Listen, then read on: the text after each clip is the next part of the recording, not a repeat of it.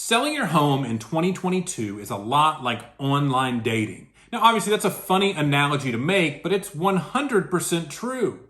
When you go on Realtor.com, Zillow, or Redfin, or any of the real estate portals, and you look at a home for sale, you swipe through the first couple photos. On average, it's less than 5 photos. It's usually 4 photos that someone will make it through before they make a decision whether or not they're going to skip on to the next house or not. So, if the first 4 photos of your house are all of the exterior from just slightly different angles, doesn't really do a whole lot to portray and create that emotional involvement from the buyer that they say, oh, I might want to live in a place like that. Because at the end of the day, all your online marketing is doing is getting a buyer to feel and think in their head, I might want to live somewhere like that. My life would be better if I was in a home like that.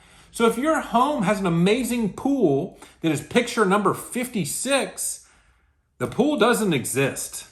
If you have an amazing kitchen, but I have to scroll through 10 exterior photos before I get there, I'm never going to think about cooking in that kitchen because I never even saw it. I'm on to the next home. And you can say, oh, well, serious buyers will dive in there and go through everything. Yeah, of course they will. But if you're only showing it to the people actively looking to buy, you're only going to sell for market price. If you can fix the glaring holes in the marketing plan for your home, this is a huge part of it, then you can make sure that home, every buyer who's looking is going to go deeper and look at more photos and read the description. If there's a long video about this home, even better, because then you have the ability to truly showcase the stories that make your home special. It's hard to do that no matter how good the photos are. But once someone's engaged, they see the first photo, a picture of the front of the house makes perfect sense. It makes sense to do that. It doesn't throw them off. Sometimes you'll see a picture of like a pool as the cover photo and everybody's like, what's wrong with the house? So having the first photo be an exterior shot makes perfect sense. But photos 2, 3, and 4 should be the best photos of that house. Because if they can make it through those, if they can go exterior, oh, what an amazing kitchen. What a cool backyard. It's got a pool.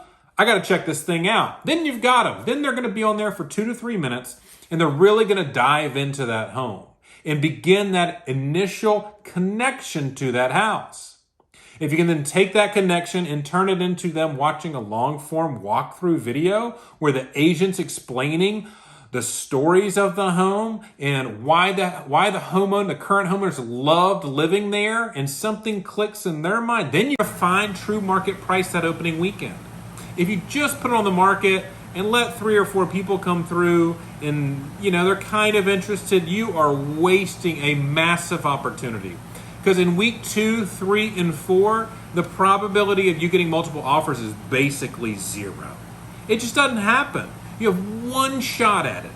And an agent that has a good plan for pre-marketing, getting aggressive on that marketing, using that marketing to generate an emotional response from buyers and buyers' agents, get them excited about this upcoming listing.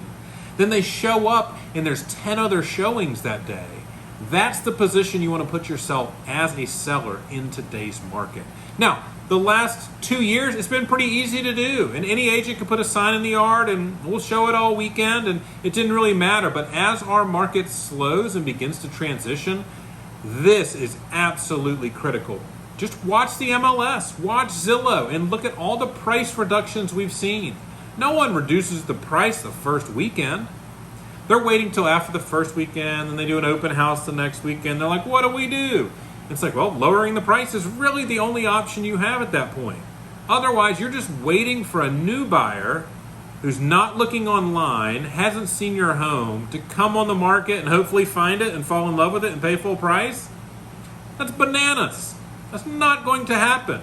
They're going to come in, and if they like it, they're going to lowball you and start the process that way. Because after that first weekend passes, you have given up all of your leverage. So, locking into 6 months with an agent that doesn't have a plan to maximize the marketing and response and activity you're going to get in that home the first weekend, it's kind of crazy in 2022. I hope you find that helpful. If you want to know exactly how I list homes for sale, I wrote a book on it. You can get it for free. It's the Tell Your Story book. Because in 2022, the best thing you can do to sell your home for the highest price is to get someone to fall in love with it. The only way to make someone fall in love with it is for them to have an emotional response to your home. The only way they're going to have an emotional response is if they hear a story about your home and they put yourself in your shoes. The best way to do that is with long form video. And that's what I do. Just go to topdollarnashville.com. You can download the book for free. It'll show you everything I do to help market and sell a home for the highest possible price, no matter what the rest of the market's doing. Thank you so much for watching this video. I look forward to talking to you soon.